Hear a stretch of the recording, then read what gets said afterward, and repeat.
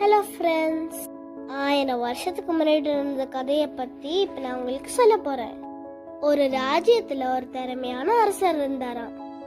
அவரும் அவரோட போர் வீரர்களும் போர் முடிச்சுட்டு வந்து ரெஸ்ட் எடுத்துட்டு இருந்தாங்களாம்.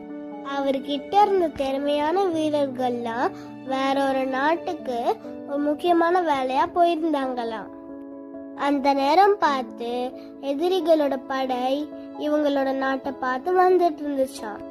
இத கேட்ட அரசர் என்ன பண்றதுன்னு தெரியாம கொஞ்ச நேரம் யோசிச்சாராம். அந்த அரசர் அரண்மனை கதவை திறந்துட்டு மீதி இருந்த வீரர்கள் எல்லாம் மதிலுக்கு பின்னாடி மறைஞ்சுக்க சொல்லிட்டாராம்.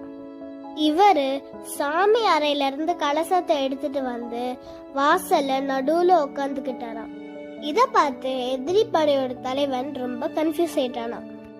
ஒன்று நம்மளை தாக்கணும், இல்லை உள்ள ஓடி போய் ஒழிஞ்சுக்கணும். இவரே நடுவில் உட்காந்துட்டு இருக்காருன்னு ரொம்ப யோசிச்சாராம். அந்த எதிரி நாட்டோட தலைவன் அவரோட வீரர்களை பார்த்து சொன்னாராம், இது ஏதோ பெரிய வலை மாதிரி இருக்கு, நம்ம இதுக்கு மேல உள்ள போவேனா, நம்ம அப்படியே நம்ம நாட்டுக்கு திரும்பி போயிடலான்னு சொல்லிட்டு போயிட்டாராம்.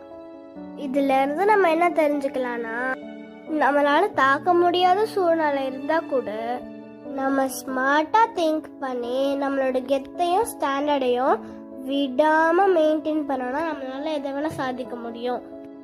இந்த ஸ்டோரி பிடிச்சிருந்தா லைக் பண்ணுங்க. தேங்க்யூ.